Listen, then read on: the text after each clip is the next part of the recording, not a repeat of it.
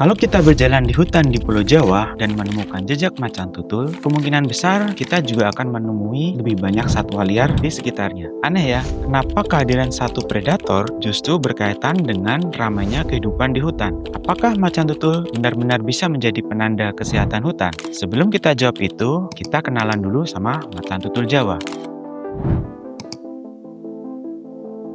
Macan tutul Jawa atau Panthera pardus melas adalah kucing besar terakhir yang tersisa di Pulau Jawa setelah punahnya harimau Jawa pada tahun 1980-an. Nah, sebagai predator puncak, mereka berada di posisi paling atas dalam rantai makanan. Peran mereka sangat penting. Mereka mengontrol populasi mangsa seperti rusa, kijang, babi hutan, monyet, dan spesies lainnya sehingga tidak terjadi ledakan populasi yang bisa merusak vegetasi hutan. Kalau predator ini hilang, ekosistem bisa menjadi tidak seimbang, dan dalam jangka panjang itu bisa berdampak langsung pada manusia, mulai dari kualitas air hingga stabilitas lingkungan. Tapi disinilah masalahnya. Kita tahu macan tutul itu penting, tapi kita belum benar-benar tahu apa yang menentukan mereka bisa hidup di suatu tempat. Sebenarnya selain macan tutul Jawa, di Pulau Jawa ada juga predator puncak lainnya, yaitu anjing hutan, yang nama latinnya adalah Cuon alpinus. Tapi spesies ini persebarannya terbatas hanya di wilayah ujung barat dan timur Pulau Jawa, yaitu di Taman Nasional Ujung Kulon, Taman Nasional Baluran, dan Taman Nasional Alas Purwo. Tapi kalau macan tutul Jawa, satwa ini bisa dijumpai di hampir seluruh hutan di Jawa. Nah, pertanyaan besarnya, salah satu kunci utama keberhasilan hidup adalah makanan. Seperti semua karnivora, macan tutul Jawa sangat bergantung pada ketersediaan mangsa. Tanpa mangsa yang cukup, mereka tidak bisa bertahan. Jadi pertanyaannya, hewan apa saja yang menjadi makanan macan tutul di alam liar?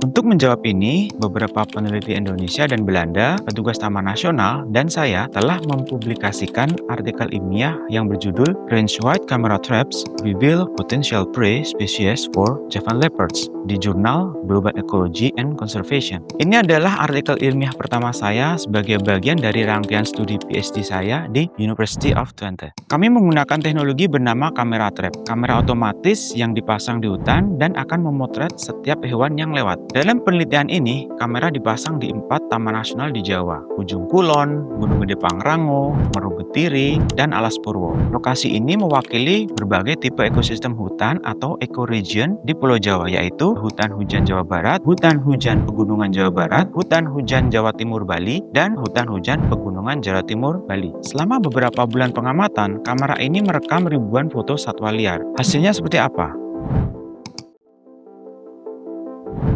Ya, hasilnya cukup mengejutkan. Kamera yang menangkap foto macan tutul juga menangkap lebih banyak spesies satwa lainnya dibanding dengan kamera yang tidak pernah merekam macan tutul. Lebih detailnya bisa dilihat di tabel ini. Di Taman Nasional Meru Betiri, Ujung Kulon, dan Alas Purwo, lokasi yang dilewati macan tutul, jumlah rata-rata spesies yang terrekod lebih banyak dibandingkan dengan area yang tidak ada macan tutulnya. Rata-rata masing-masing 5 dibanding 4 spesies, di mana di Taman Nasional Gunung Gede Pangrango malah tercatat sebaliknya, yang diperkirakan karena kawasannya memang relatif kecil dan dikelilingi oleh beragam aktivitas manusia. Yang ini menyebabkan macan tutul terdesak di area-area tertentu yang relatif lebih aman, di mana kemungkinan area-area tersebut tidak banyak spesies mangsanya. Ini bagian dari strategi macan tutul untuk menghindari aktivitas manusia. Artinya, di tempat di mana ada macan tutul Jawa, kehidupan satwa justru lebih beragam. Ini menunjukkan bahwa macan tutul Jawa cenderung berada di habitat yang kaya akan satwa. Dengan kata lain, kehadiran mereka menjadi indikator ekosistem hutan yang relatif sehat. Selain itu, kami juga menganalisis waktu aktivitas satwa. Tujuannya untuk melihat spesies mana yang aktif di waktu dan lokasi yang sama dengan macan tutul atau disebut spatio-temporal overlap. Hasilnya, ada beberapa spesies yang paling sering bertemu dengan macan tutul Jawa dalam konteks ruang dan waktu, seperti banteng, rusa Jawa, kijang, kancil, babi hutan, monyet ekor panjang, lutung, ayam hutan, badak Jawa, sampai anjing hutan. Spesies-spesies ini memiliki kemungkinan tinggi menjadi bagian penting diet dari macan tutul, di mana beberapa penelitian sebelumnya juga menyebutkan jenis spesies tersebut sebagai mangsanya macan tutul. Dengan catatan untuk 2 satwa terakhir, yaitu badak Jawa dan anjing hutan, sampai dengan saat ini di Pulau Jawa belum ada bukti spesies tersebut dimangsa oleh macan tutul. Tapi tetap saja, tingginya spatio-temporal overlap dengan macan tutul memungkinkan juga untuk terjadinya predasi. Temuan ini konsisten dengan sifat asli macan tutul sebagai predator generalis dan opportunistic. Mereka akan memangsa apa saja yang tersedia dan memungkinkan untuk ditangkap. Mana besarnya apa?